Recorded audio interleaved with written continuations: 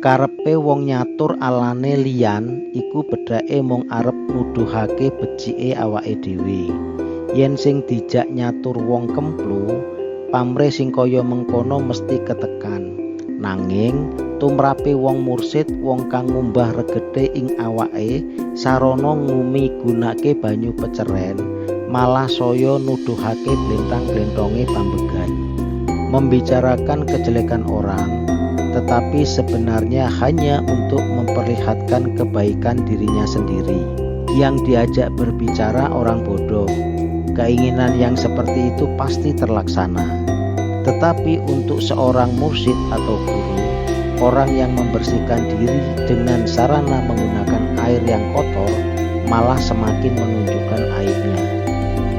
Ketika seseorang membicarakan aib dan keburukan orang lain, maka secara tersirat ada satu tujuan terselubung yang ingin disampaikan, yakni keinginan memperlihatkan kebaikan diri sendiri. Anda jarang menemukan ketika seseorang mengumbar keburukan orang lain, lantas ia tidak memiliki maksud apapun di dalam hatinya. Semakin besar keinginan memperlihatkan kebaikan diri sendiri, maka akan semakin berusaha mencari pembanding.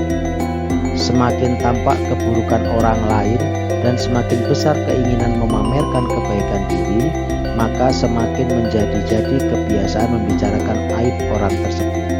Namun, apa yang bisa didapatkan dengan cara seperti itu?